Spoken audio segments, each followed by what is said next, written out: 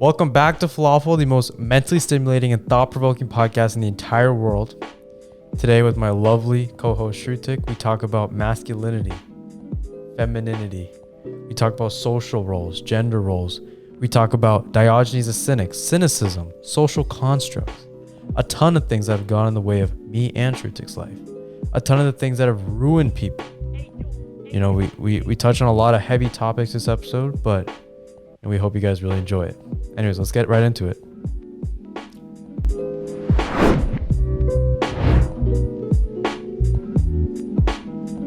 All right, it is 9:30 p.m. And we just started recording. So we got a lot to talk about, Lohit, but first things first. I want to talk about why we're dressed so elegantly today. Mm-hmm. So why don't you educate the viewers? So personally, I'm very uncultured. Mm-hmm. They call me primitive at school. They do. They call me the beast for various reasons. Yes. But you pulled up to my house looking very nice. Yes. The whole family started roasting me saying, "Oh my God, why don't you look like Shrutik? We should have aborted you a long time ago." Right? Yeah. So I'm like, "Okay, Mom, do you have any Indian clothes?" She pulls this out. I think it looks all right. I think it looks all right. Yeah. I think you're looking but it's definitely against the social norm in America. Right. Absolutely. And, we suffer from a lot of stereotyping. I can't count the amount of times I've been called Baljit on this podcast. Unbelievable. Not on this podcast, but in school. Unbelievable. Unbelievable. And however, we're not here to talk about racial stereotypes. We'll talk about that another day. What we are here to talk about is many, many things, including arguably, historically, the first social outcast to ever exist. Yeah. Diogenes the Cynic. Yes. Diogenes, he was a homeless man. Mm-hmm. He did not care about anything or anyone. He literally just urinated on people. Mm-hmm. He would rub the chicken in public. Yes. He would, just roast every philosopher.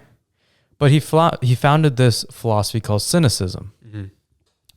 They believed that people could essentially live like a dog. Right. Could we live like a dog? Unrestrained by social contacts, social constructs, and entirely in touch with nature. Cynics believe that we should live in accord with nature. They believe that society has made everything complicated, and that returning to the simplicity of the natural world is the way to ultimate happiness. Right. Now, there's a quick anecdote here. Diogenes, his only possession was a wooden bowl. He saw a little boy drink from a river just using his hands.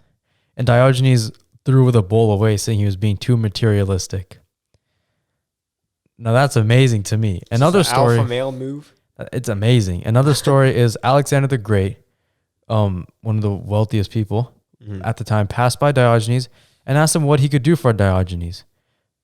Just because he heard of this man, Diogenes the Cynic, and he wanted to test him. Right. And Diogenes just said, "Get out of my sunlight." Ooh. Bro, to Alexander the Great, Alexander said, "If I were not Alexander, I would wish to be Diogenes."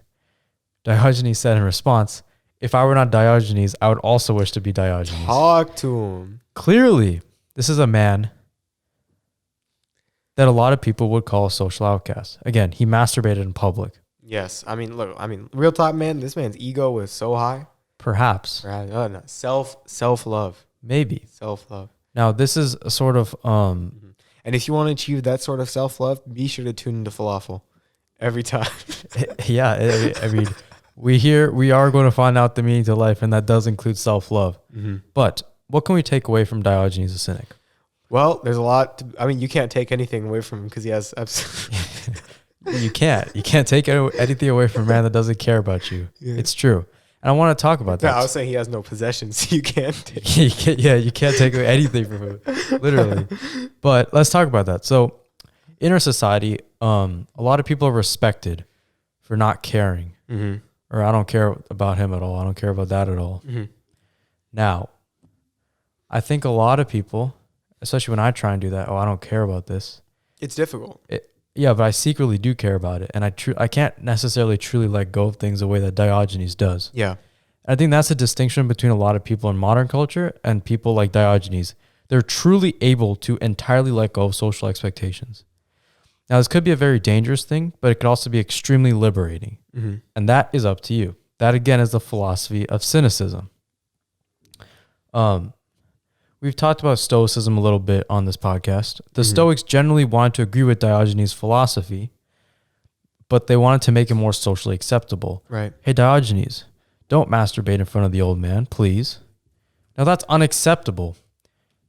That's obviously against the philosophy.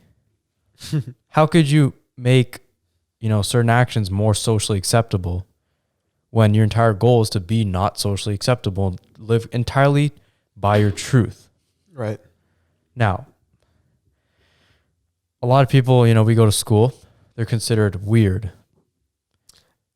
Yes. But how can you be weird if there's no objective definition of normal? How can you be abnormal if there's no real true thing such as normal?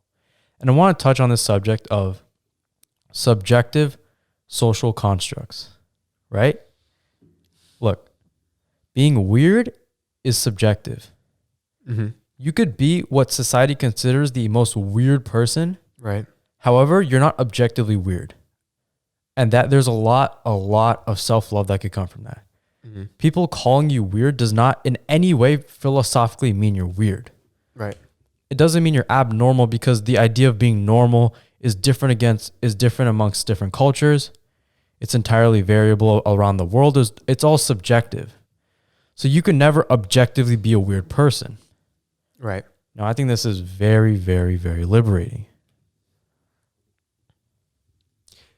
The idea of being weird and belonging is something that people struggle with their entire life.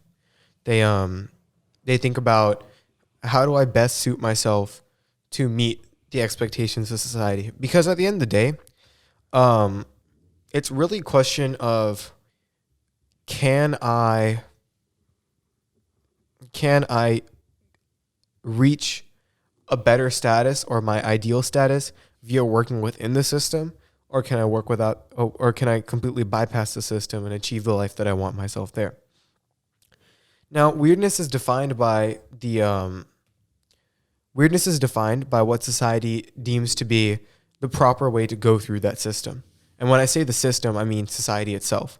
Right. Right. Like, we go to school, we go to college, we get a job, we work our 9 to 5, we start a family, we die, right? That's essentially how life goes. Now, when we think about being quote unquote weird, it means not abiding to that system. So, you think, there's like a weird kid at school, right? And you think, why do you think he's weird? Because he does inherent things that you might deem attractive. Like, he picks his nose and eats it in public, right? Now, society agrees that's weird. Yeah. But can you actually explain to me why that's weird? There's no way, because you would have to be like, okay, being indecent to other humans is a bad thing. Mm-hmm. You'd have to explain to me why. Now you'd be like, okay, you're harming others. Okay, why is harming others a bad thing? And eventually, you come down to the subjective ideas of morality, good and bad. And why do we have to do good things? Why do we have to not do bad things? Mm-hmm. And that's the main topic that we want to touch at today. Yeah. Using philosophy, you can actually allow yourself to love yourself a lot more. Society's standards for what is considered weird, what is considered normal, what is success, is entirely subjective. Mm-hmm. So again, I've said it on this podcast before, your truth is the only truth that you can live, right? Yeah. So your truth is in no way better or worse than anyone else's truth. It's just entirely subjective. Right. And I think that's very important. Mm-hmm. So I'm going to show you 2 videos, right? Which I'm about to send to you on Instagram. Okay. So I'm going to send you this video. And while you get that prepared, I'm going to get that second video ready. And I want you to tell me what your impression. I'm going to ask you the same question like twice in a row. So why don't you project it for everybody?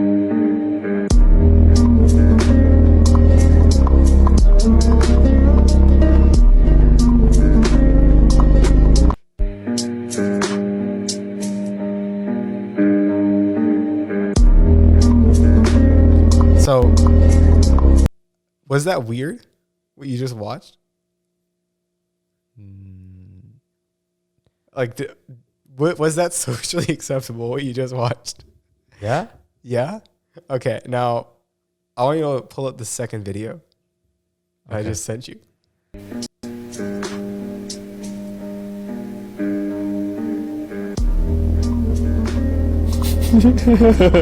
What are you doing? Come to daddy.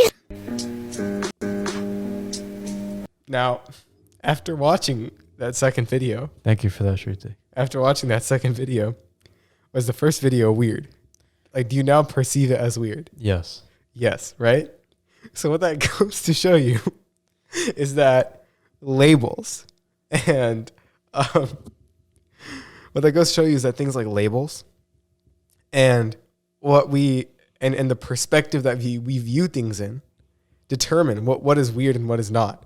When I first showed you that video, you know, you thought it was just a regular thirst trap, someone admiring themselves, right? Right. But now after, you know, we hear our boy on the duet saying, "Come to daddy," you know, suddenly we think that video is weird and that the man in that video is trying too hard to be perceived as attractive, right? Yeah. So as I think the main takeaway we can get from these scenarios is that there's nothing that is inherently weird as long as we view it from an objective perspective. Does that make sense? So you're saying there's multiple lenses upon which we view social constructs. Well, that makes sense. Mhm. Again, everything is subjective. Yes. Obviously, that affected our subjective view of that video. Mm-hmm. Everything has an effect on our subjective view, our culture, how we grew up, other people. And even what we consider to be our truth is entirely determined by social constructs, Yes. right? Now, Shrutik, do we abide by social constructs? And here's my thoughts real quick, right? Uh-huh. Obviously, to reap the benefits of society, you have to be a functioning member of society. Mm-hmm. And that's how society was built. We work in a society so that society can work for us. Yes. Now, let's say we want to attain happiness. Mm-hmm. We can leave that society, but we would essentially be left with less material conditions. Yeah. Now, if you can find happiness without material conditions, which we've seen is possible, such as Diogenes the Cynic, Mm-hmm. isn't that the way? We don't wear clothes anymore. We just do whatever we want, and we don't even have to work. We don't do any stuff like that. Yeah, I mean, it's at the end of the day, like I think it's pretty obvious, at least in terms of a takeaway, that society determines what is normal, and society determines how to succeed. Now, the thing is with society, and what's really interesting about it is that normally we think that society is a conglomerate of people, right? A conglomerate of people who decide what is normal. But actually, if you really think about it, it's actually only just like a key select group of individuals who determine what is normalized and what is not. So if you want me to give you an example of that, right? The only people who are able to make large change within history are already notable figures. So I think the best example of this would be something like gay rights, right? Like 10, not even 10 years ago, even in some places in the United States today, like homophobia is extremely normalized, right? Right. Right. But in more liberal, like progressive places, San Francisco, New York, pretty much the coastal areas, in parts of the Midwest, essentially more urbanized areas, you can like lose your career for being homophobic, as you should. Now the thing is like, and what I want you to think about, and what I want to discuss is, because of how like influential mainstream celebrities, you know, eventually came out and said like, you know, we should support gay people. And then once these celebrities said we should support gay people, that effort, you know, sooner or later made it into the White House, you know, big social media crazes, stuff like that. And, you know, pretty much the power of the people. But what I would like to note, led by these select few key celebrity figures, essentially, is society really dictated by everybody, or is it only dictated by like the rich and powerful? Those societal norms. The societal norms. Okay. Like, who comes up with that? Who really comes up with that? That's interesting. Mm-hmm. Well, here's what I think. Mm-hmm. Perhaps some people do have more influence, obviously, Mm-hmm. but it's incredibly nuanced to make like a valid claim about that. But obviously, some people do have more power than others. A lot of studies show wealth privilege is a real thing, right? Mm-hmm. And I want to bring up this idea of democracy, the philosophy of democracy. As a nation or as a global population, do we do what everyone wants, or do we do what the best of us want? So pretty much, a lot of people make the argument that we can't let everyone have a vote because a lot of people are uneducated, they're irrational, they don't understand the subject matter, and therefore they're going to lead our country into a bad place. Now, this is a very real argument made.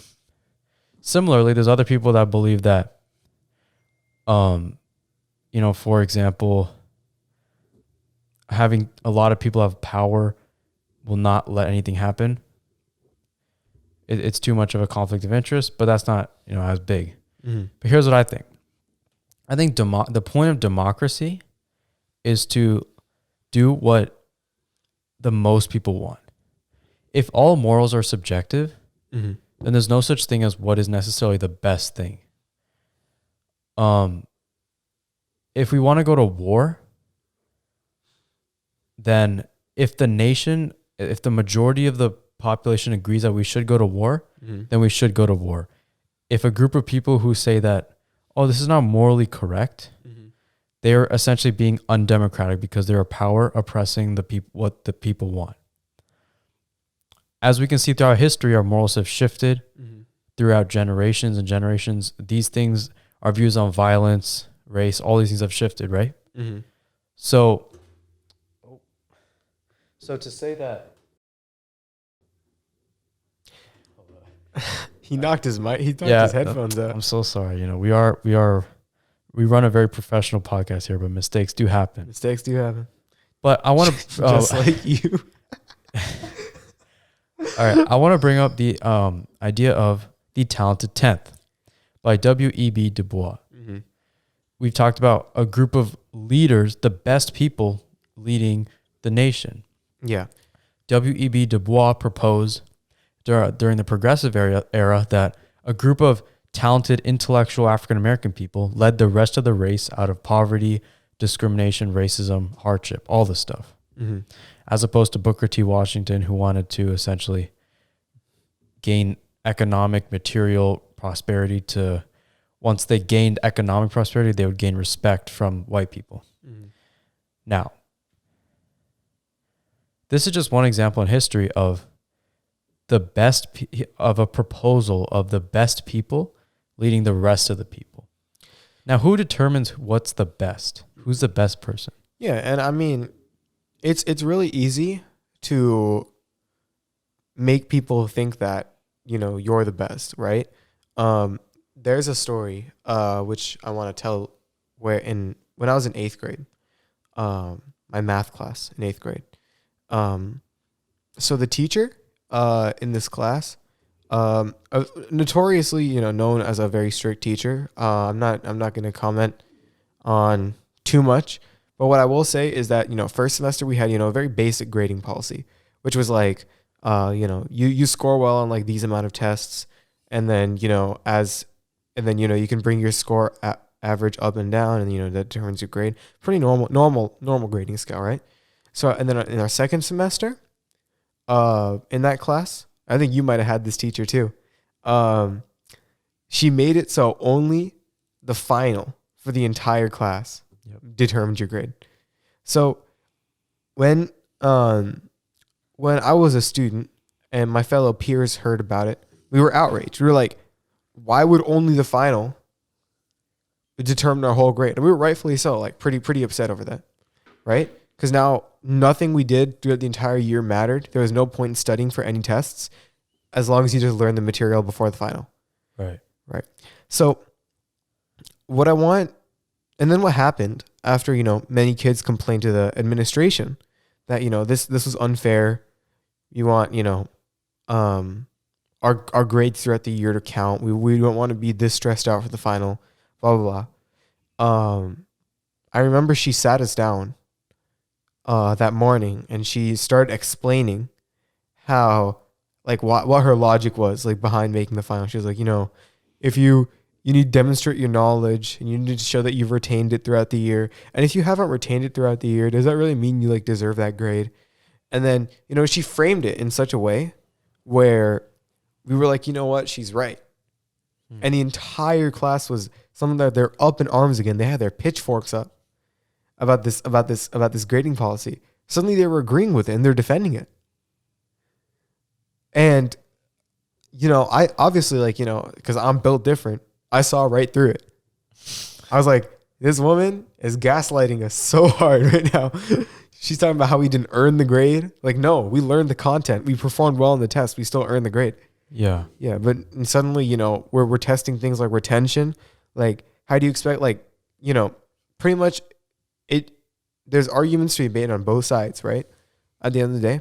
But the reason I brought up this story is because when you have someone in like an influential speaker or someone who's good at convincing others, you can easily convince them that you're part of that, upper 10%.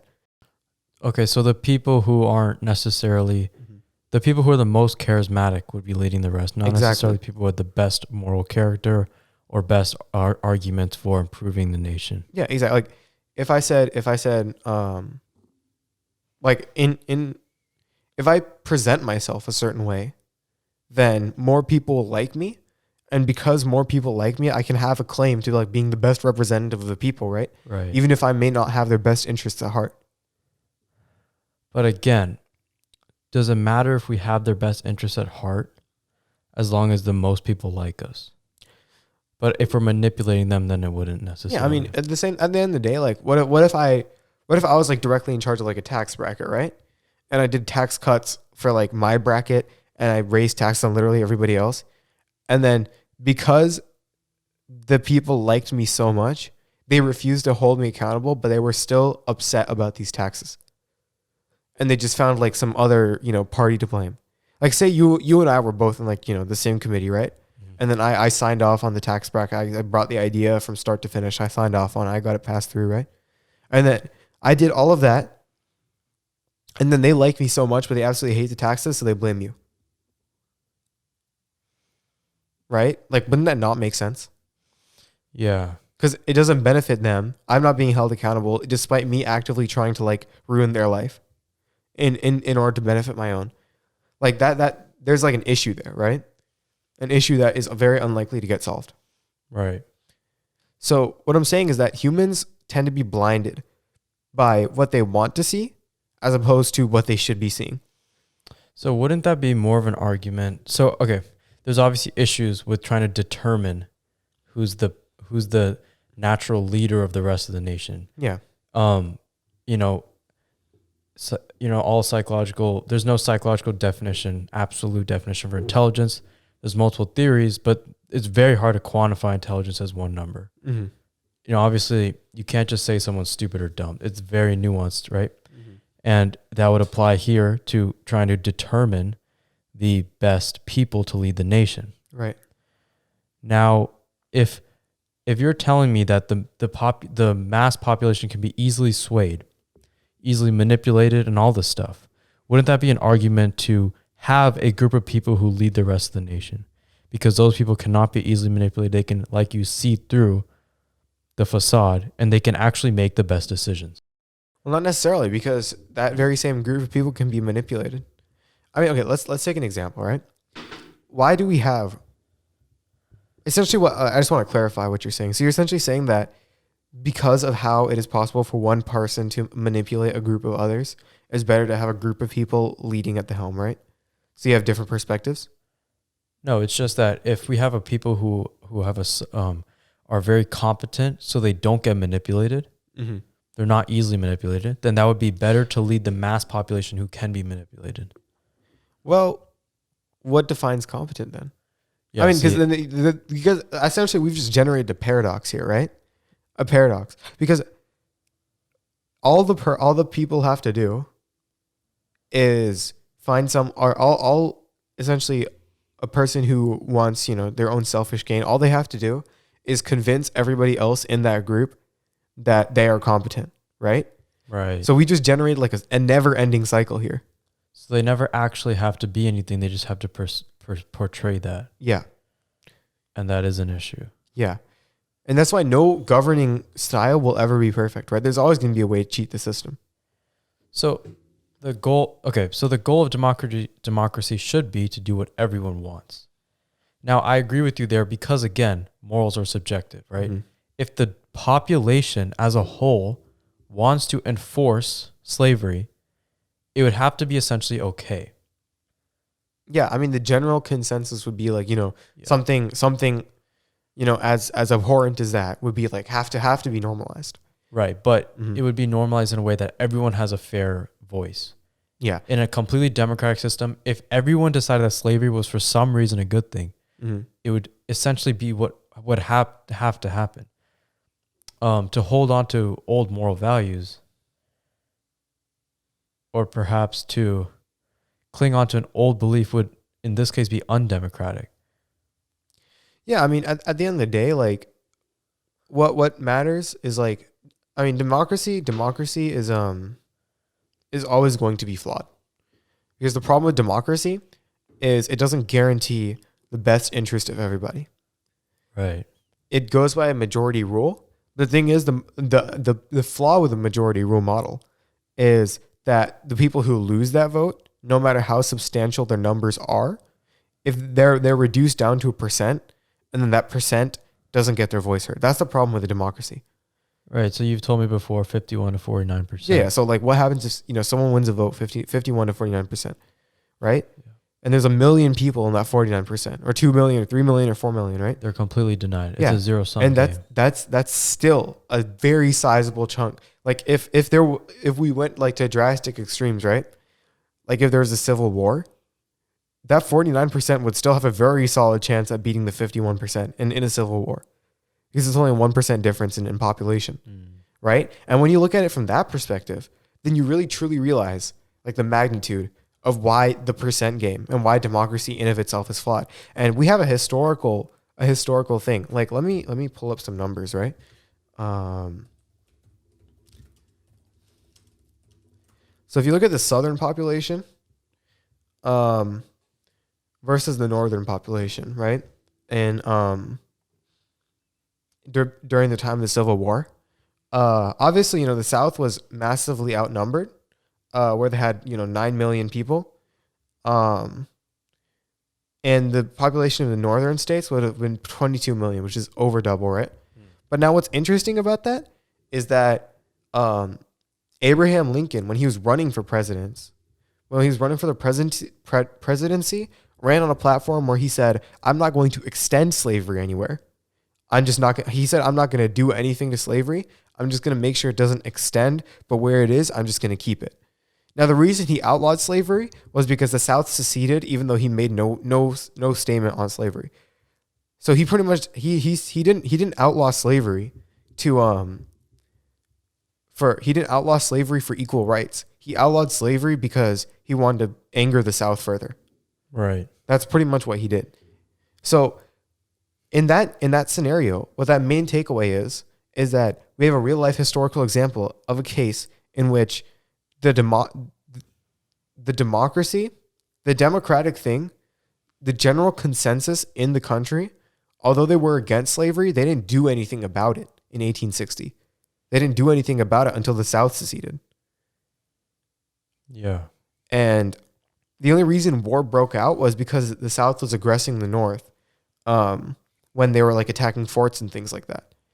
Once again, the entire point of the Civil War had nothing to do with race, because America didn't care about minorities at that point in time. They didn't care about equal rights. They didn't care about an equal voice for everybody. So do you think it matters why Abraham Lincoln did that?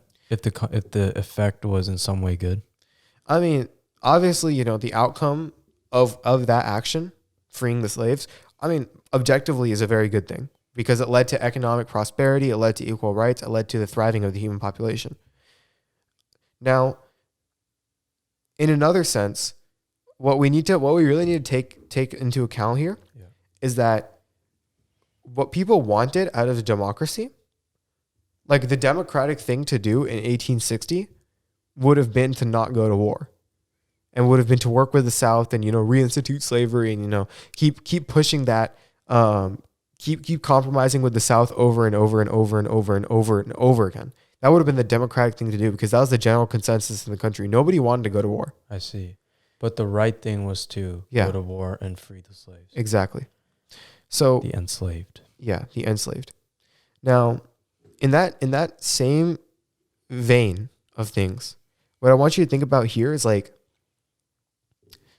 in a scenario where we have something like the non-democratic action being the best action, that's when we begin seeing the flaws in democracy.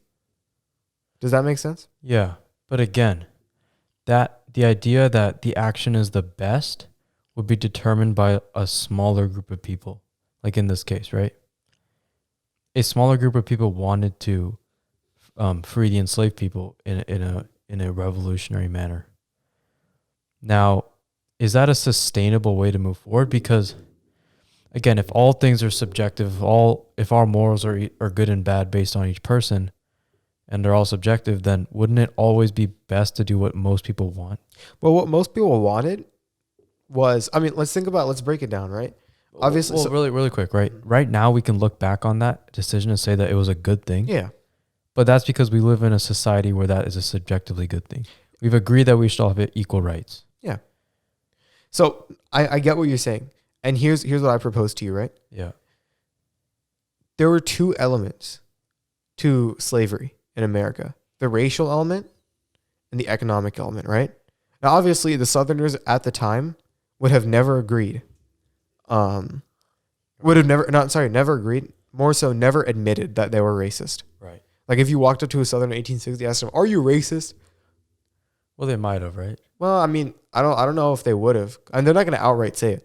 I don't think they would have outright said it. Perhaps. But if you asked a Southerner why they wanted slavery in 1860, they would have made up some garbage excuse about how it helps the economy, right? That's true. Yeah. So, we need slaves because it helps the economy and make sure that my family can eat. We need it for our industry, blah, blah, right? And what that tells me is a couple things. Okay, let's run some facts real quick. In the South, the only people who actually held slaves were the extremely richy. Why I say rich? Richy. The extremely rich white plantation owners. They were like the upper, I think maybe like 10% of the South. That's a rough estimate. I'm just trying to remember things from my AP World book right now. They were the upper 10%. The majority of white farmers in the South actually didn't even own a slave because they didn't have enough money to buy one. That's true. So they didn't care about slavery because it didn't benefit them.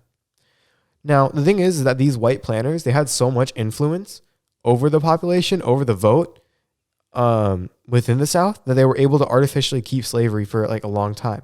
Essentially, they didn't care about the moral implications of slavery. What they cared about was maintaining their economic status at the top and continuing to make money. That's all they cared about at the end of the day. And then at the same time, it was a little bonus that they got to be racist alongside of it.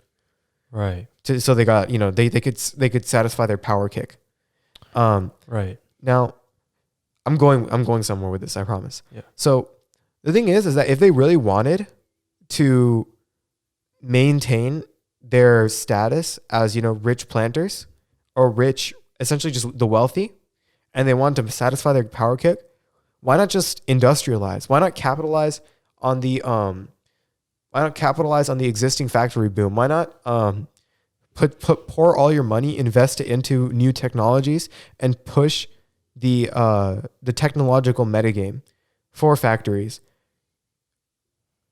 Push out so much production of a certain good that you're like the king of that area. And if you want to satisfy your power kick, stop paying your employees. Bring the Industrial Revolution like 10, or not even 10, like bring the Industrial Revolution like 50 years earlier. Why not just do that? And you'd be even richer, right?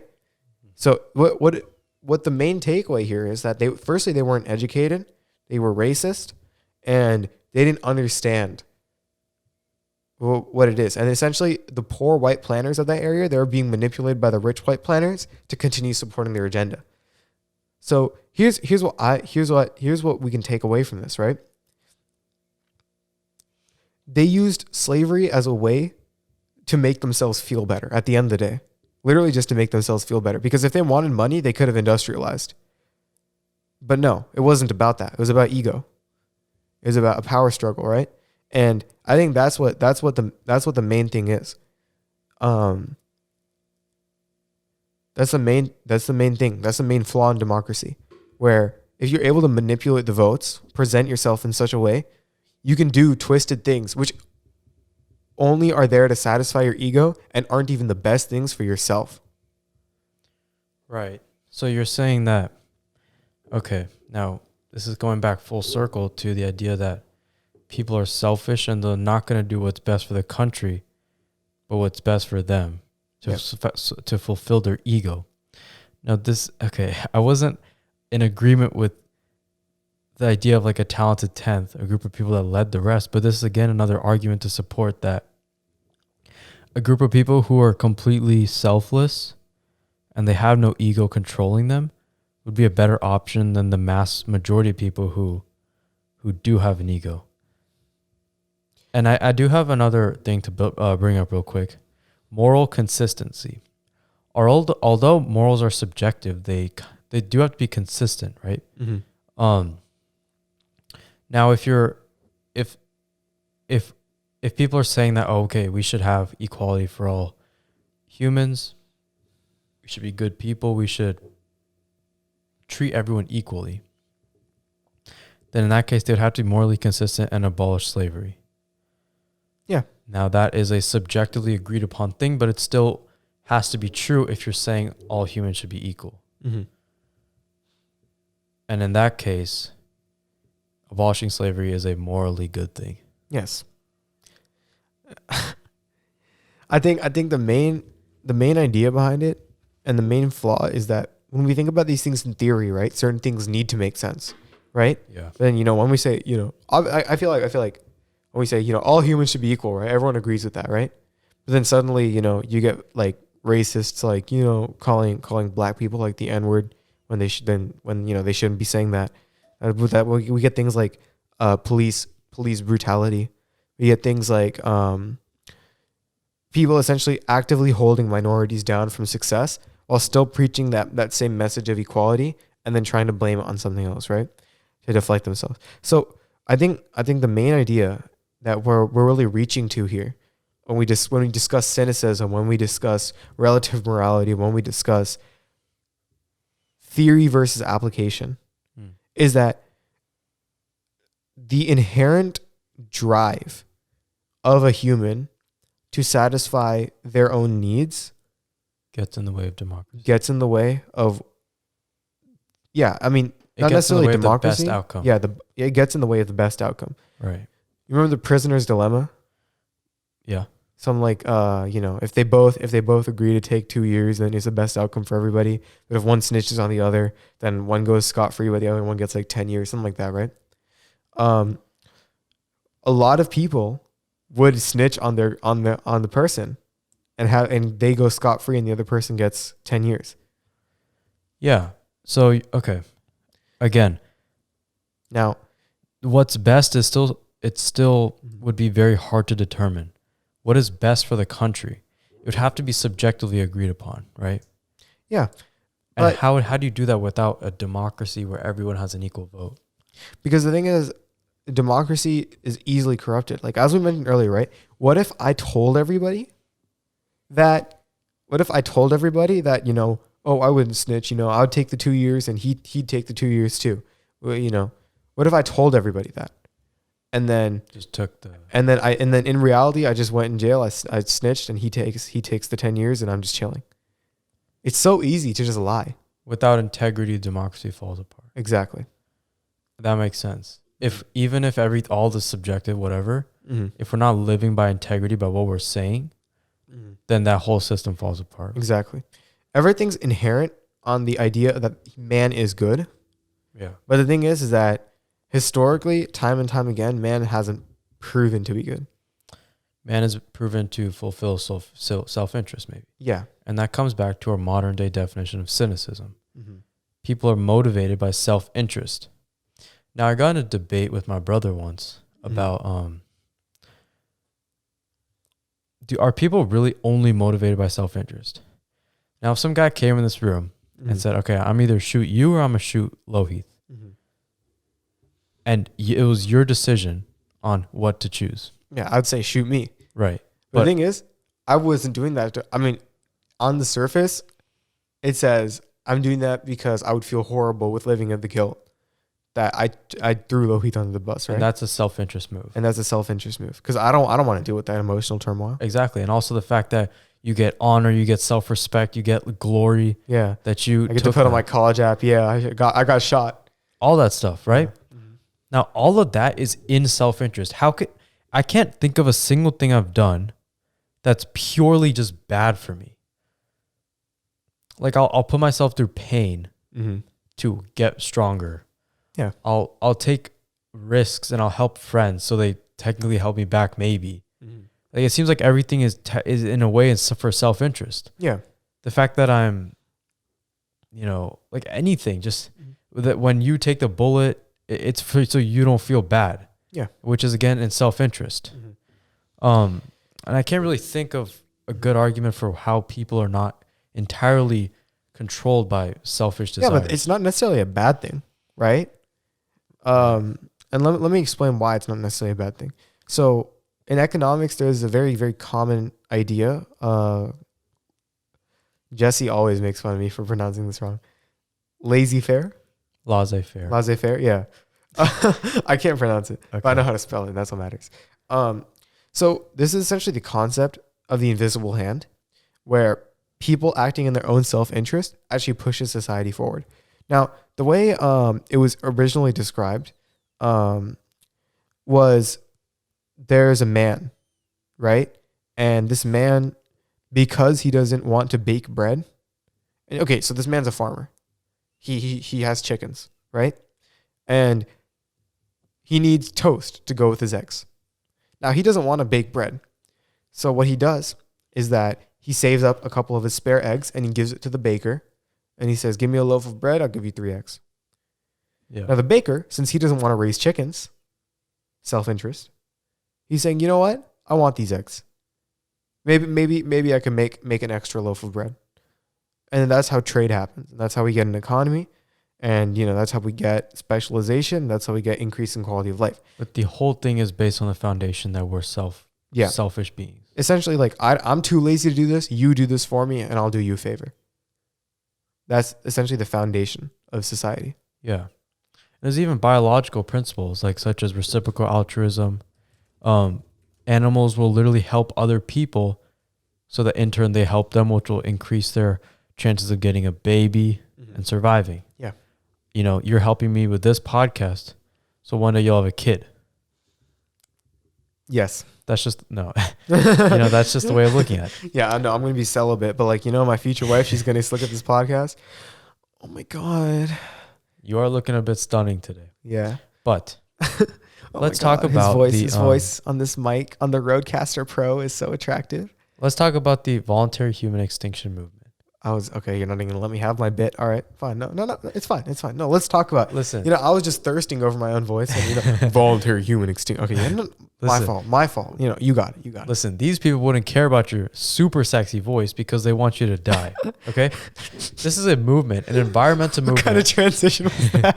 That calls for all people to abstain from reproduction to cause the gradual voluntary extinction of humankind. Right. It will prevent environmental degradation. Yeah. So pretty much these people want to make the humans go extinct via celibacy and suicide in order to save the planet. Suicide. Okay, but I think they have some very actually good arguments. Yeah, they do. Number one, the environment. If we look at things out of an egocentric way, we completely view our human race as objectively what we are. Yeah, just a figure. Just a few animals polluting the world, literally. Yeah. And if we don't matter, which we don't, even if we do interplanetary travel, intergalactic travel, it doesn't matter. It doesn't change the fact that we've like wrecked our planet, right? Right. The fact that we have to do interplanetary travel is already like really concerning. And it shows that we are nothing. We are nothing. Yeah. All we've done, everything we've done in society is to move our society forward. Yeah. Which is a completely selfish thing. Yeah. I work so that society helps me. Yeah. Society moves forward, and society is only to help humanity again. Now that in itself is only helping humans. So if we look at things very objectively, we abuse animals, we eat them, we do all these things, we do all these bad things for ourselves, right? The meat eating industry is huge. Yeah. And the atrocities performed in animals are probably greater than a lot of human suffering over the years, right? Yeah. And all of this is in favor of humans. We use excuses like, okay, we're superior to them. But at the end of the day, it's all a selfish reason, right? Yeah. Now, if we just got rid of humans, we would allow for more animal living, more animal prosperity, better environment. We would perhaps cause less suffering between humans, because a lot of suffering does occur between humans. Yeah. The human race prospering isn't necessarily a good thing. Yeah. I mean, I think I'm getting the point that you're making here, and it's really nuanced point, right? That's true. Yeah. So here's the thing, right? I feel that intelligence as humans is actually a burden, because what it gives us is it gives us the capacity to think about things that may lead to greater suffering in general. Yeah, it's the whole red pill versus blue pill. So for example, like when you think about human extinction and the overall decreasing the net suffering on the planet, right? The thing is that life, if you look at it from a certain lens, is all about suffering. Let me phrase it this way. Do you think life is inherently suffering? I mean, in a way, yes. Because I want you to think about it this way, right? When the tiger eats the deer, they're both trying to eliminate suffering. The tiger is trying to eliminate the suffering of having hunger and potentially dying of starvation. The deer is attempting to escape the tiger for fear of losing its life by getting killed. Right. Right? And here's the way I look at it. If we do nothing, we're going to suffer. That's entropy, right? If you literally do nothing, things will go from a state of more order to less order. Yeah. And the reason that humans, for example, the reason we eat animals is the same reason why other carnivores also eat animals, because it's a more readily accessible food source. And although these animals can feel pain, suffering, they are required to, because that's a survival instinct. Now here's the thing, right? I want you to think about this, where cows eat grass, right? Now cows and pigs eat grass. Now if the wolf comes, objectively, if you look at it from a biological perspective, the healthiest thing for him to do would be also to eat grass, because grass is like a primary food source, which is close to the sun. He'd get the most energy from that. Objectively, he'd feel better. Well, no, the wolf would need to eat the pig. Yeah, and the reason he would need to eat the pig is because firstly, there's not enough grass for everybody. So he'd be in direct competition with the pig. There would be there's enough grass for everyone. There isn't enough primary. There's not enough pigs, because pigs are consuming 10% of the energy of the grass. If everyone was eating grass, there'd probably be enough. I mean, no. What I'm saying is that, like, in a 100-foot radius, as there's more organisms that eat grass, there's obviously not going to be enough grass. It's not going to replenish at a fast enough rate to feed everyone. Right. For that reason, like, the wolf would have to eat the pig, because there's going to be pigs. There's this, right? Yeah. So producers, this is generally like grass. Producers, they photosynthesize. Yeah. Primary consumers would be something like cows. And the wolf would be a secondary or tertiary consumer. Right. So at each stage, you lose 10% of your. So the sun, let's say the sun's like, the sun gives 1% of its energy to producers, and producers give 10% of its energy to primary consumers. And this is just a trophic pyramid. This is how it generally works. Yeah. Now, if you think about it, right? If there's a wolf here, a secondary consumer, he would be more moral to eat more producers because the producers can't necessarily feel pain the same way a primary consumer could. Yes. Yet he chooses to eat the primary consumer, which is what a lot of humans do. Humans don't need to eat meat. They don't. That's not true. They don't need to eat meat, yet they do. Yeah. Now, this is just an example of how humans are inherently selfish. Yeah, and in the same way, so are animals, because these animals are doing what the most readily accessible food source is, as opposed to the best food source. Now, if the wolf really cared about maintaining energy, then his evolutionary line would have evolved to not even have sharp teeth in the first place, Right. and to instead be more suited for long travel, to find more patches of grass where he's no longer disturbed. So does that mean evolution is not necessarily moral? Because this wolf is being evolved to train to kill more animals. Exactly. So nature does not care about morals. Well, that's just true. Yeah. Survival of the fittest, right? Nature does not. Yeah. Yeah. So at the end of the day, that's also like another aspect of life. I'm not going to say life is entirely about suffering because, that's a whole, different school of thought. But what I will say is that life's base ideology is based on selfishness and advancing yourself. And the thing is that advancing yourself inherently means advancing your own species because your species will support you. Does that make sense? Yes. Okay. So, but that's looking at it from a very speciesist perspective. Yeah. Humans are the ultimate species. Therefore, they're allowed to do all these things. Therefore, we matter. That does seem like a very... Yeah, I mean, it's a messed up ideology. I'm not going to lie. I'm just going to straight up say, yeah, it's pretty messed up. But that's just the way it is. Because the group of species is just as arbitrary as the group of race. Yeah. It's literally morally, just as arbitrary. Morally, it's entirely arbitrary. Yeah. I'm just saying, these are some very good arguments. These are some arguments for why humans have caused a lot of suffering. And if you look at things from a non-species perspective, humans don't need to exist. Yeah. Like if you pin this like on wasps, like I guarantee you like humans would have wiped out wasps. Like if we say, wasps are the cause of like global warming, they're the cause of they kill thousands of animals a day. They make it so, they put their pet hamsters in the microwave and they make other wasps feel bad. Yeah. Like we'd be like, screw they wasps. raid the wasp capital. Yeah. Bro, what are these wasps doing, dog? Exactly. Like you would, everyone would be carrying around euthanasia, suicide, cannibalism. Yeah. Tell those wasps to go eat themselves, right? Exactly. Like, no, but okay.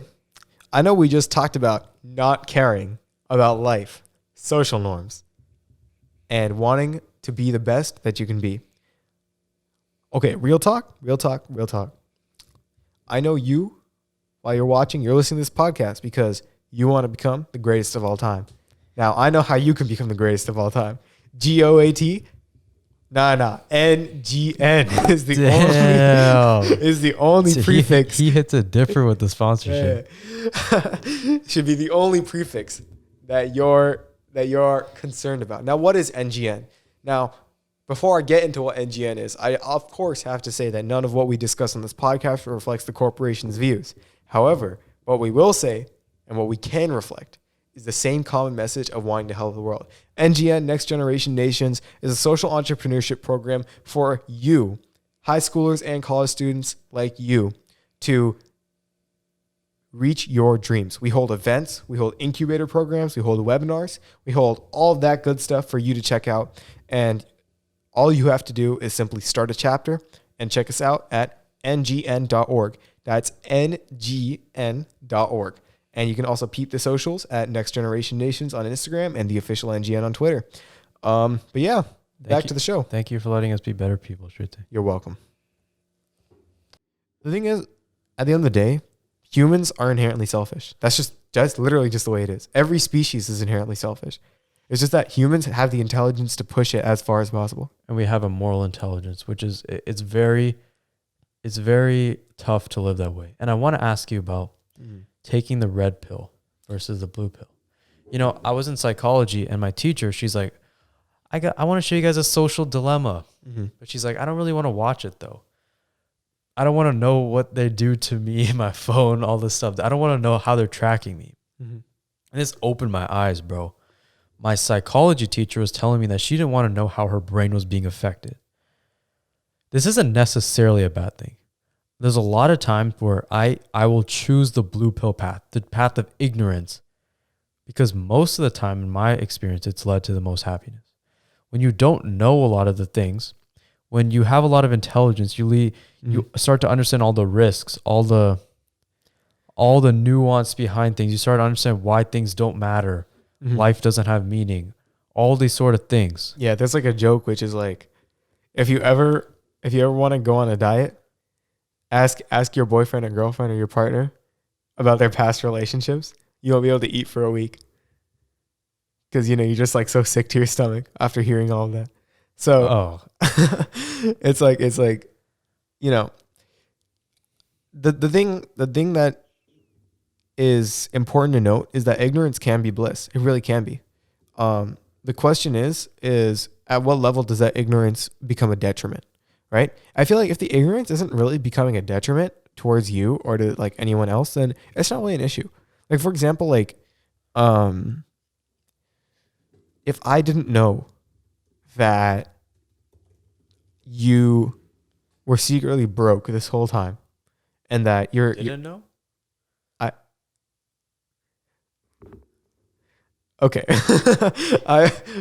Hey man, look, I'm here for you. I can start paying for all this. Listen. Look.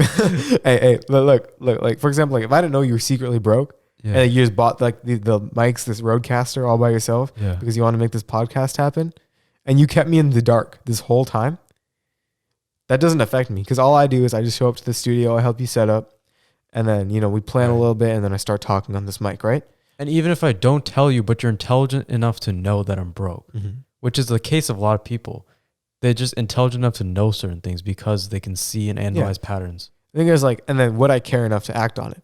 Because I know, this podcast is going to blow up, right? And then you're going to make all that money back, right? That's just how it works. But point being, at the end of the day, like ignorance truly can be bliss. And staying out of like, and in that same sense, just going back to like what we were talking about earlier, like you can really just like live any way you want to because you're really just fulfilling your own selfish desire. You can live any way you want to, but you have to just be aware of the consequences. And I think that's the main thing that we could kind of just get from this podcast. Yeah, we talked about it before with death. Mm-hmm. The only constant thing about humans is our emotions. Yeah. So perhaps pursuing our emotions is the only thing we can really do. Yeah. Now, AI, similar to the voluntary human extinction movement, a beautiful organization. I hope that's sarcastic. VHEMT. Huh? The homies at VHEMT. Right? AI. You've told me before that you believe in the maximum prosperity of the human race. Yeah. Or perhaps the most net gain. If we look at things in that framework, right, it would make sense to subject our race to the hands of AI because AI can learn thousands of times faster simply because of the way their neurons fire faster, right? Something like that. Yeah. So would it make sense for the human race to just give our race to them, similar to the reason why we say animals should just give up to us because they're inferior? Oh, look, it's a pig. Let me eat him. He's inferior to me, right? Shouldn't we, in that same regard, since we have that intelligence, if we're being morally consistent here, also say that we should give ourselves up to AI? We should subject ourselves to the race of gods, the race of a superior thing, which is artificial intelligence. Yeah. And just to put this in perspective, I'm reading an article right now. I'll send you on Instagram so you can project it. Now, there was a Google robot, which actually taught itself to walk completely autonomously. So while you're projecting that, let me just talk about it for a little bit. Yeah. So, MIT Technology Review. So essentially what this is it's the idea, it's literal living proof that AI low-key is pretty superior to humans. So we needed, millions and millions of years of evolution to learn to walk. We started off as like little organisms, then, as we adapted, we learned to breathe oxygen, we learned to walk in order to access, more things. Yeah. This robot taught itself to walk in like 2 hours. It progressed millions of years of evolution. Damn. In a couple hours. Yeah.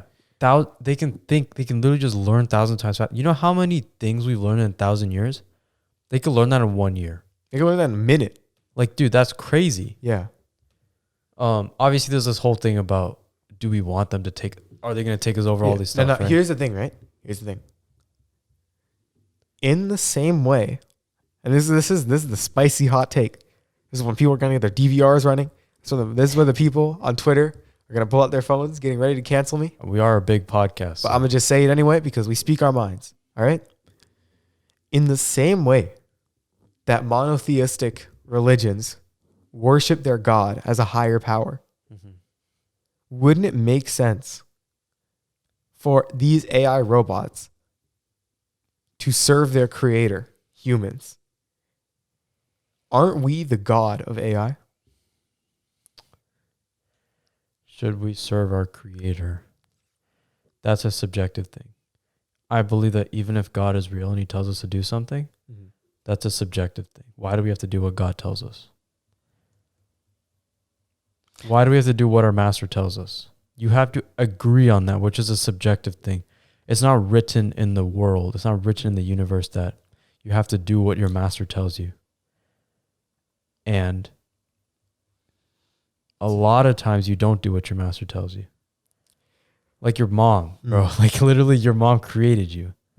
Yet you go against her when you think that what you're doing is right. Right? Right. Similarly, an AI can believe that what they're doing is right.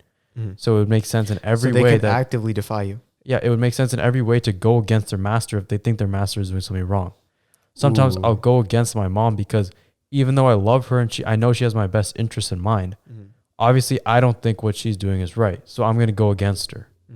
I'm not just going to just because she's my master, that would mean anything, right? Yeah. Okay.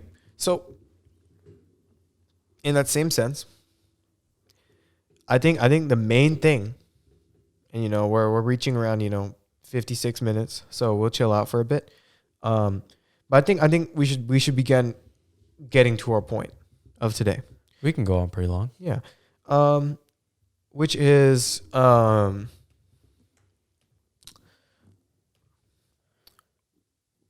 you said that we have the ability to actively defy our masters, and that we're able to act in our own best interest because that's what we feel.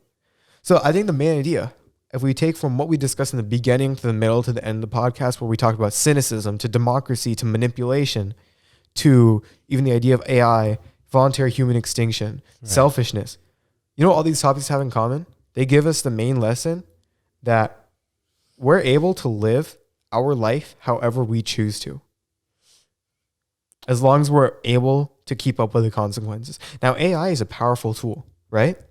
But in the same sense that we took over and we beat out all the animals on this earth, AI has that potential to beat us out. The question is that if humans are willing to live with that risk of having AI, then you better be prepared when, the eventual robot takeover happens, because you started it. Now you get to finish the job. Right. That's what I'm saying. So if you're able to reach that quality of life that you truly desire, out of your actions and your cynicism towards the world and your attitude towards the world, if you're able to live with all of that, then sure, there's no problem. Do whatever you want. But if you're not, you better stay away from it. So do whatever you want. Interesting. Now I want to kind of touch upon the idea of changing society. In order to change society, do we work within society to change it. So, for example, going up a corporate ladder to eventually become the CEO and then having enough power to rebuild a corporation, or having some sort of political power, an entirely separate system to, write legislation to then affect the corporation. Let's say that you want, for example, socialism. There's a now huge democratic socialist movement, right? Yeah. Now there's a real conversation among socialists on how to achieve a socialist state. They believe what they're doing is correct. Yeah. Now, some of them believe that we should have a gradual approach. We should have a democratic approach. Others believe that we should just do a revolution. Yeah. And they believe that their ideology is the only thing that could be right.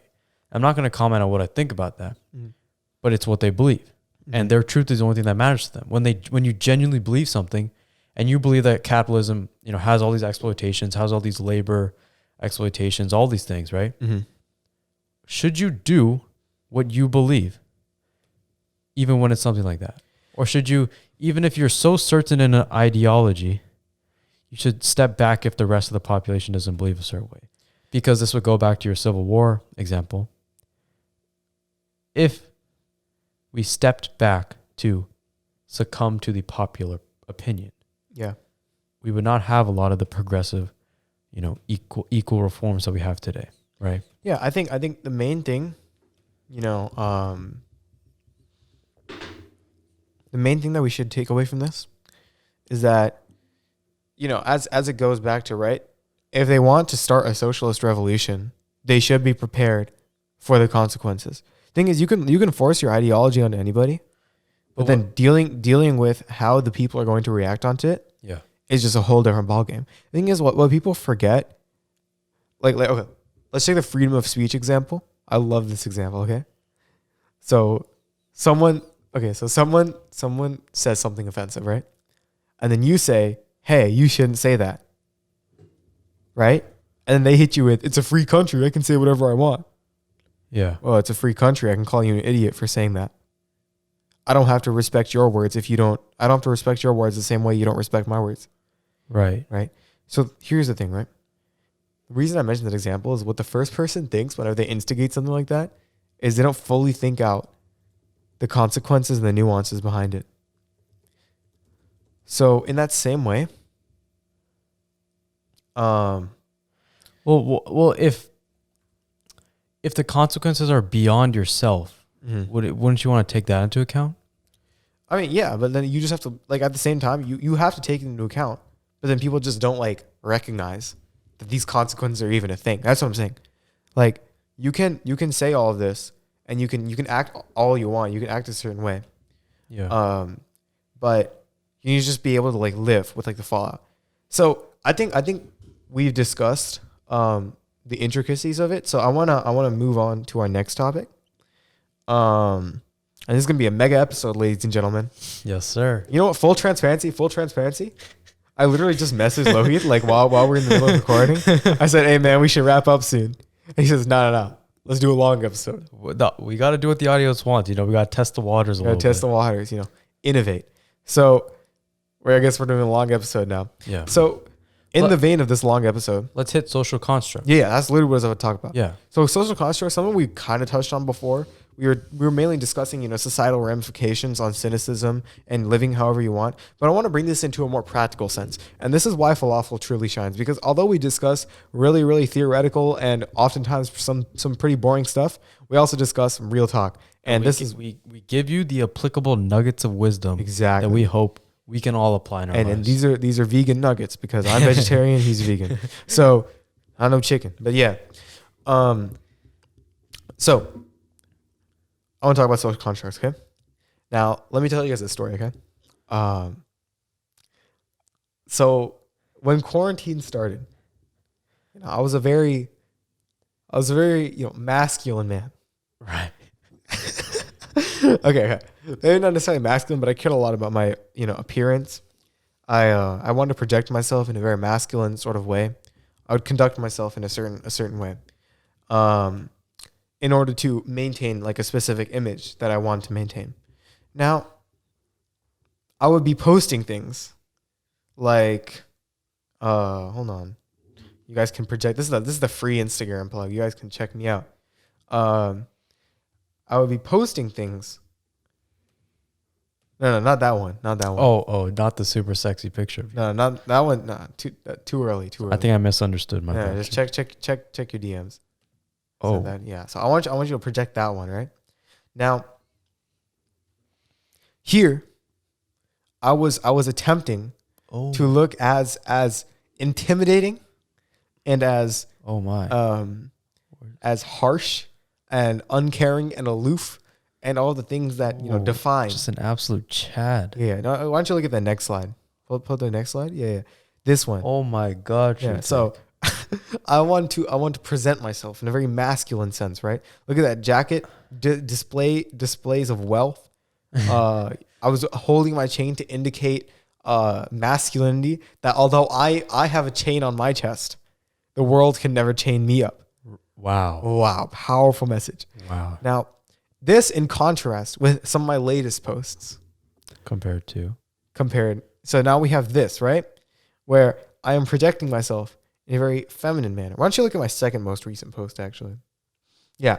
Now, as you can see, I'm feeling myself here. I am indulging in my self-appearance here. That's true. Right. So now when Lohit saw this, he said, he questioned my masculinity. Let's just be blunt. Look, I'm a changed man. It was a long time ago. I'll get to that. Okay. He questioned my masculinity. He said, "Why are you such a woman?" And I said, "Okay, I didn't say it like that. I did not say it like that." He said, "Okay, no, you didn't say it. You said, do you take estrogen?" To which I responded, "No, I do not." I did not. However, if you were looking for some beauty tips, I can definitely help you out. Now, I do not consider myself an attractive person. That is not humble. I do. However, he does. Right? Now, when I met Lohit, right? Now, he was a Chad, okay?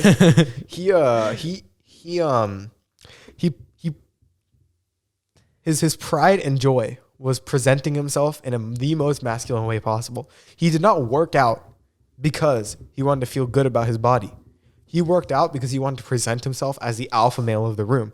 On the first time I recorded a podcast on the new set, he gave me multivitamins to eat because he wanted me to become more masculine and keep me in shape. It was vitamin D, yeah, vitamin B12, right? All of that, right? So now the reason I'm telling you guys about this stark contrast between my more relaxed, I honestly I wouldn't even call myself like overly feminine, but I mean I could definitely see it if people think I am. Yeah, but now again, this in contrast with Lohit, right? Yeah. Who very masculine man. Watched lots of red pill videos when he was in middle school and early high school. And he's been down that train. I had to drag him out. Okay, by the way, just PSA, if you see any of your little brothers watching Ben Shapiro, just make sure they know what they're talking about. Start questioning them. Make sure they have a nuanced ideology.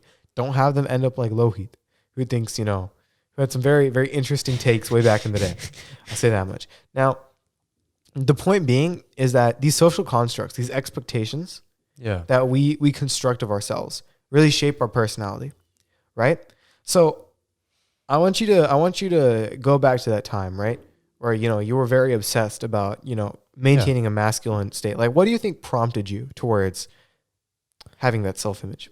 YouTube, bro. Just YouTube, which is a reflection and a symptom of social constructs that exist in our society. Example, masculinity, femininity. Yeah. I used to believe that a man genuinely had to be masculine or else they weren't a man. Now, this is just completely idiotic. Who cares, bro? Literally. There's no one telling you have to be masculine or feminine. It's not written anywhere. Just be who you are. It's the only thing you can really be. Yeah. Like, come on, bro. Masculinity, what is that? First of all, you have to define that. Second of all, anyone that defines it, you're the one defining masculinity. There's no objective definition of masculinity. Yeah.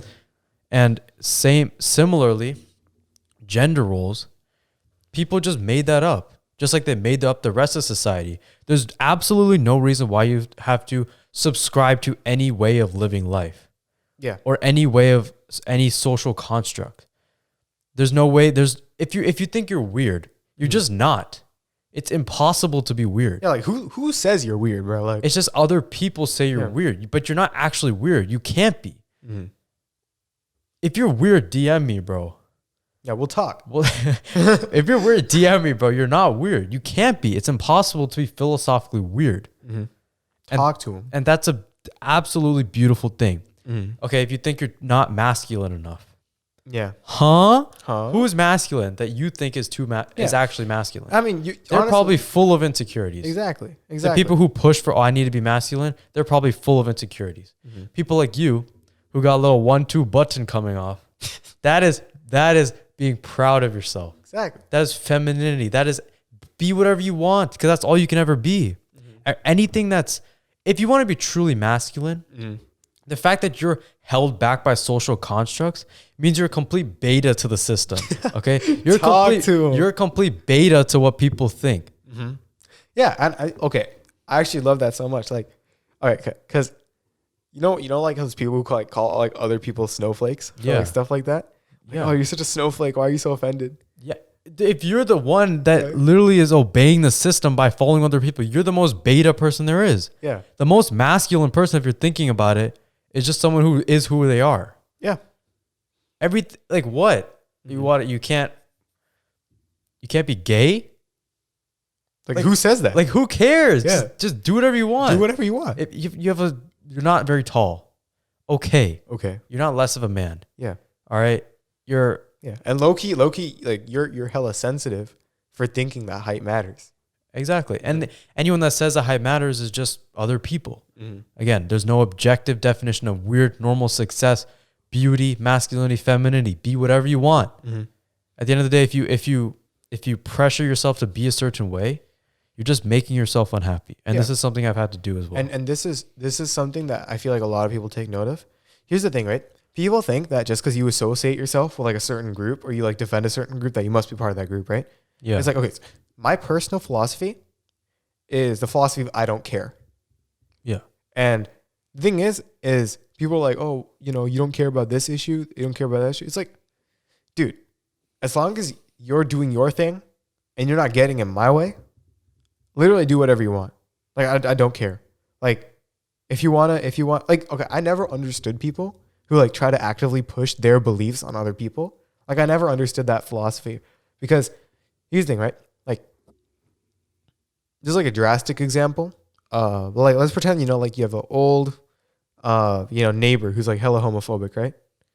Right. So they can be homophobic as long as their homophobia does not serve as an active detriment to like other people.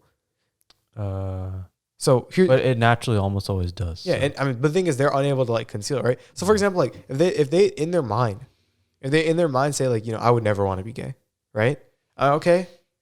You could think that, but you better not get mad when your son and daughter, comes out. Yeah. Like you can't say anything. Or say something like, okay, I'm fully in support of gay people, but just don't be around me or something like that. Yeah. That doesn't make sense. That's explicit homophobia. Yeah. Homophobia. So like at the same time, like essentially what I'm saying, this was pretty poorly phrased, but essentially what I'm saying is like, you can have a certain belief, but don't try to push it onto others. Don't try to actively make it so they have to live their life to please you. Because I've got to disagree. Mm-hmm. What about people who push for gay rights? People push for equality of races. People push for some things like veganism. Yeah, but how does that actively detriment someone else? Well, veganism, for example, very touchy subject for a lot of people. Because most vegans, what they want, and eventually, because I mean, at the end of the day, the vegans' intention is actually pretty good, which is end animal suffering, and it's either some sort of a moral thing or an environmental thing. I think that's the majority of what vegans are, right? Right. So or health reasons. Health reasons is option 3, right? In all 3 scenarios, the only time. Okay, so I mean, let's look at the first things, right? Equality of races, equality of sexes, equality of gender, freedom of gender expression, gender identity, right? Thing is that those don't actively impede upon your rights as like a straight white male or something. Whoever the topmost position of society people will is. be like, Because Don't take away my meat. Yeah. That is impeding Yeah, on. I'll get to that. I'll get to that. Okay. But what I want to discuss is the first couple things, which is like, if you are like against like equal human rights in terms of like, you know, freedom of gender expression, freedom of marriage, freedom of voting, if you're against those, then you're not actually worried about your own rights. You're worried about oppressing others. And that's a flawed ideology. I see. And I see. yeah. So once again, like, you're allowed your own opinions as long as you don't actively try to oppress others because of your opinions. Is taking away people's meat oppressing them? Okay, no, because in this case we're relieving the oppression of animals. I mean, the thing is, like, that's similar to gay rights because we're relieving the oppression of gay people. Well, that is one. No, I'm not comparing animals to gay people. I'm just saying they're just analogous in the situation. A little bit of an iffy analogy, but Perhaps, I could see where you're going with that. Perhaps. I think what you're trying to say is like, I think what you're trying to say here is that when we take away meat, we're essentially freeing like another species, and we're ending net suffering. Right. Right. I think that's what you're trying to say. So I think in that case, you know, I want you to think about something, right? Which is veganism, if we all truly like followed it, right? The thing is, humans, okay, biologically we're built to be omnivores because we're able to, you know, the fact that we're able to consume meat to begin with, like, indicates that we're omnivores, right? No. Okay. No. Hear me out. Yeah. Now, I am vegetarian. I don't eat meat anymore. Because I don't believe in like the current ethical treatments of how animals are slaughtered. My personal philosophy behind vegetarianism is I don't agree with how farm conditions are right now. Now, if farm conditions were raised to be more ethical and animals were killed in a humane way, then I might consider returning back to eating meat. Can you ethically kill human? Can you ethically kill? I don't believe there is an ethical way to kill an animal, because, however, like, if it's like meat from like old age, like if the cow just like dies of old age, and if the meat is like fine, then I mean, but I don't sure. think that's not a good product if you sell dead meat. I don't think. Is it? Actually, I don't know how it works. Perhaps not. I don't know how it works, but like I'm not educated too much in the meat industry. All I know is that I watched this documentary where they legit just stuck a whole ton of chickens into like a rotating thing, and then there's just like a machine that like chopped their heads off, and I was like, ew. No. Yeah. Most people, almost everyone, I guarantee, cannot see their food being made. Yeah. And most people had the idea that they're buying food from a store. Like, back when I used to eat meat, there's a Gordon Ramsay series, which was like, from, I don't remember what it was titled, but essentially what Ramsay would do is he'd go in the wild, he would catch the animal himself, and then he would kill it and cook it. And he did this one with, it was hecka ironic. He did this one with like a wild boar or some deer or something. Yeah. And he couldn't bring himself to pull the trigger on the gun. Interesting. But he's been cooking with it for so long. This is the best, like, almost arguably the best chef in the world. He couldn't kill the deer, or he couldn't kill the pig, or whatever it was. There's obviously a disconnect. Yeah. Between him and the life. He dehumanizes the animal, right? Or I mean, it's not humanized. Well, you know what I mean, though, right? Yeah, they're not treated like a living being. Yeah. So I think when we talk about veganism, we talk about, we need to free these people. We need to free the animals. Taking away their meat is oppression for humans. What humans are concerned about isn't so much the fact that they're killing an animal, because I guarantee you, like, if every human, whenever they bought meat, had to, like, choose the chicken instead of, buying the chicken already, like, filleted, cut up. If they had to choose the chicken out of the cage, it would, and then had to watch the butcher kill it, then they start having second thoughts, right? But then in a different sense, what humans are concerned about when they think about meat and the consumption of it is they're concerned about having a food source that gives them a large amount of protein. They're concerned about having a food source it's readily accessible, and they're concerned about emulating the taste and texture of meat. Oh, and the most important thing, here's one of the biggest reasons why people still eat meat, because meat substitutes. Masculine. I wasn't talking about that. Masculinity could be It's a big very reason. no, it's true. A lot of eating meat is tied to masculinity. Yeah, and I mean that I could totally understand because like, oh, look how It's masculine I very am. true. I'm eating another animal. I'm better than like whatever. No. But what I was discussing was meat substitutes. So, They suck. dude, firstly, okay, A, they're horrendous. B, they're expensive. Yeah. You ever went to Trader Joe's, try to buy a pack of tofu? Yeah. It's like tofu for half a person. That joint is like $15. What? Yeah. Now, thankfully, I'm privileged enough to where I can afford tofu regularly. Yeah. Not everyone is able to do that. However, a pack of bacon, pack of chicken strips, Very cheap. Very, very $5, cheap. $6. Yeah. Like that's ridiculous to me. Yeah. You're getting the same amount of nutrients from. Yeah. So Mhm. it's very true that veganism does come from some sort of place of privilege. Yeah. However, does it come from enough of a place of privilege to warrant the suffering of animals? That's a question that people should, start to ask themselves. Yeah. I mean, at the end of the day, I think what humans are concerned about, not so much where they get their food, but if they're able to get their food at all.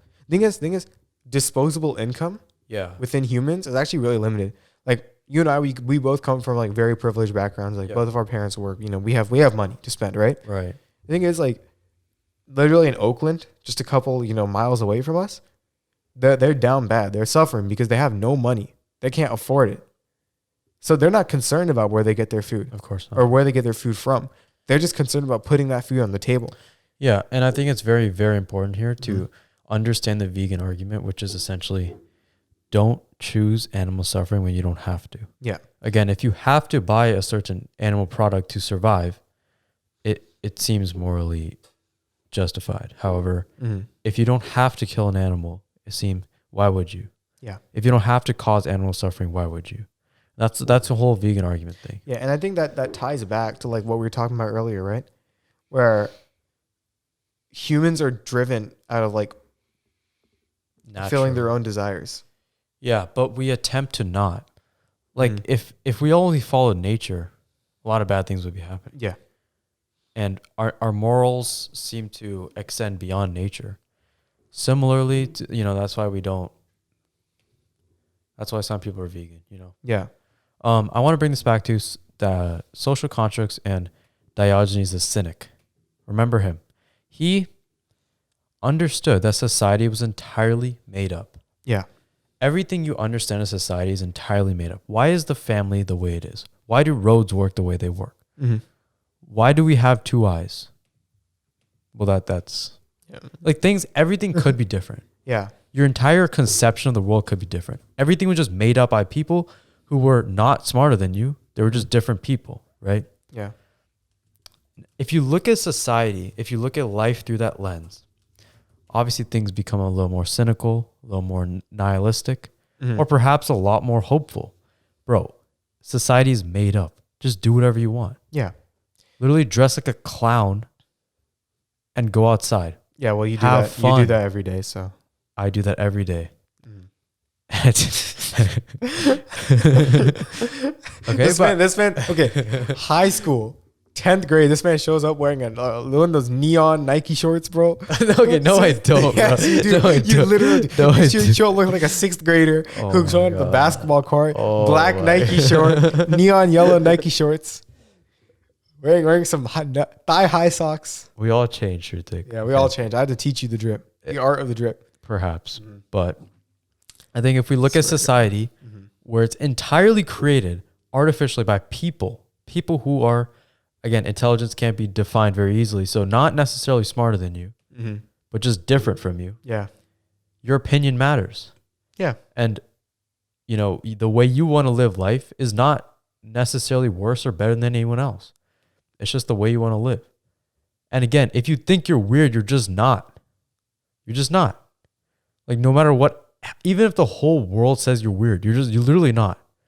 Because the whole world is subjectively agreeing that you're weird. But it's not objectively written in the universe that you're weird. And if you're that one social recluse, such as Diogenes the Cynic, you can find extreme happiness in that. Yeah. You can find absolute liberation in the fact that you are true to yourself. Now, social interaction is important. And I think that we should work to get along with other people because, we work for society, society works for us. Yeah.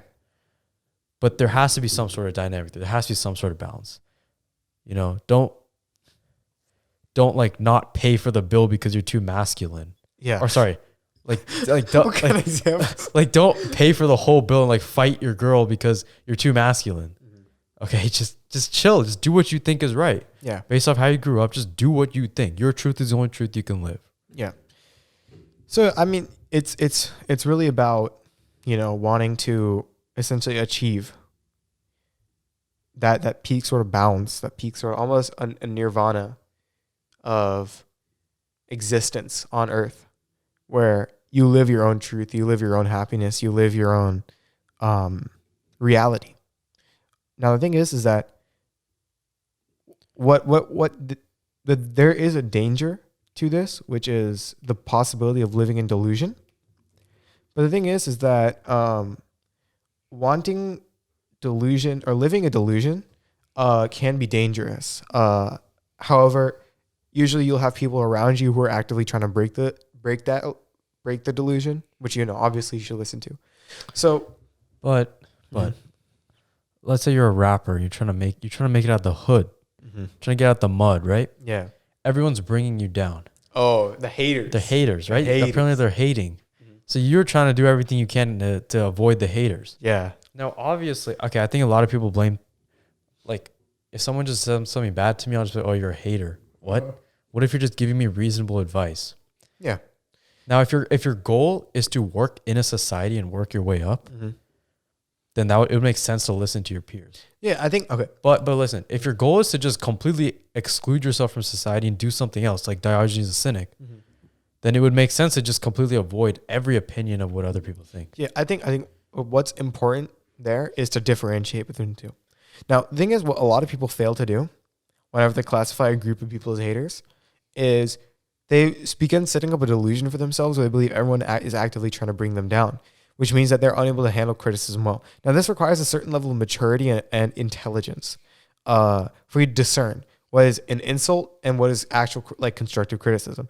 There is an example. Oh, this is a very infamous example. I'll send you a picture of these people. I'm not going to play the whole episode, but are you familiar with Kitchen Nightmares, like the Gordon Ramsay? Yeah. Yeah. So you remember? Okay, copy image.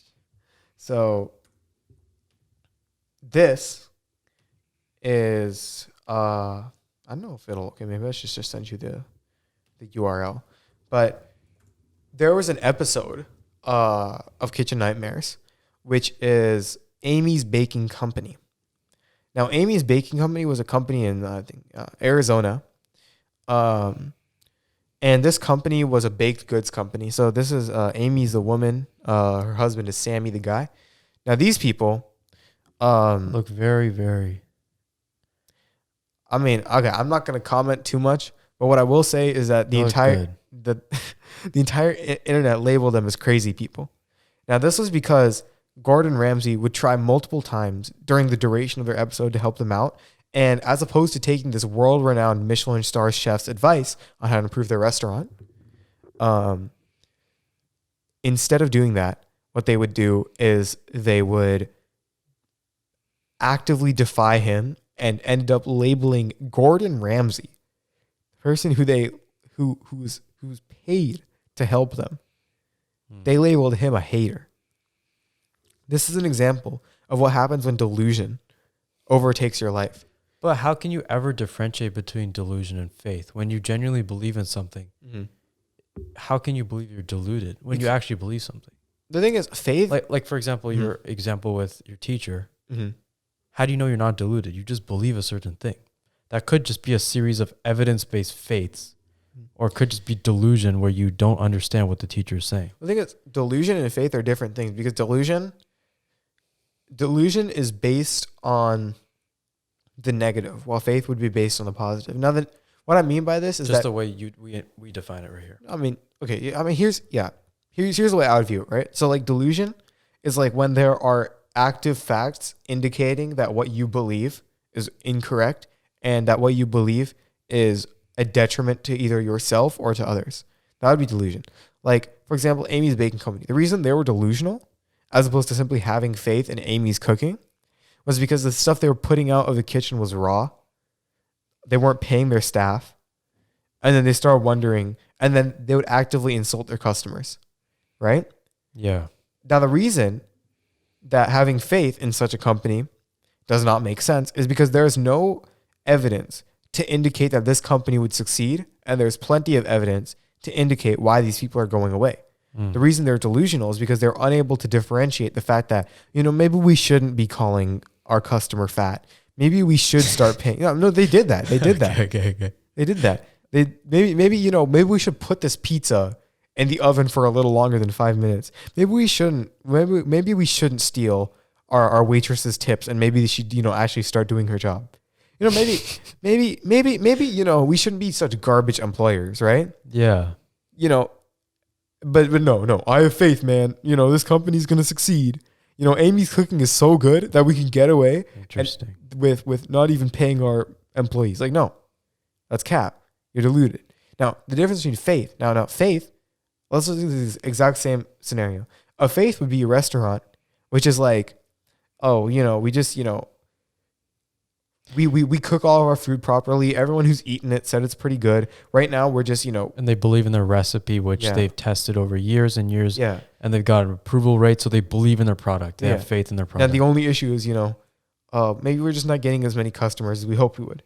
Now, faith is, okay, we'll just bump up the advertising a little more, and people will be in here and we'll be jam-packed every single day, right? That's faith. They need to see our product. Yeah. And then they'll like it. Yeah, because there's evidence pertaining to the fact that the product is good. You're paying your staff. Your kitchen is clean.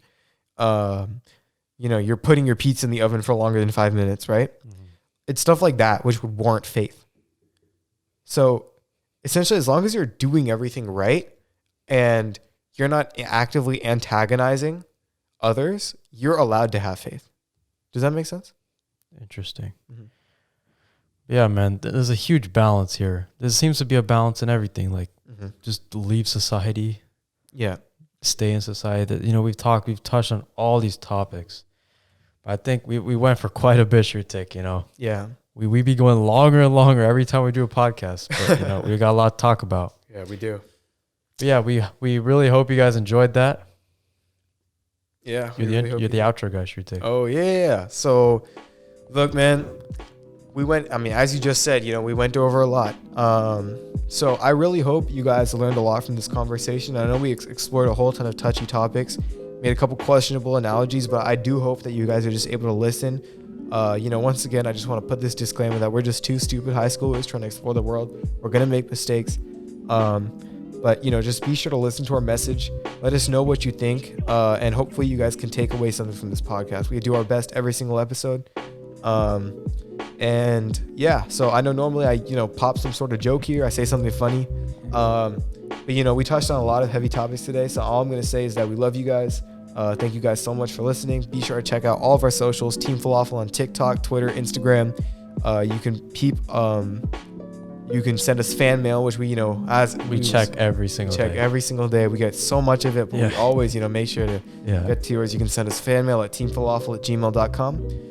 And thanks for listening, guys. We really appreciate it. Yeah. Peace out.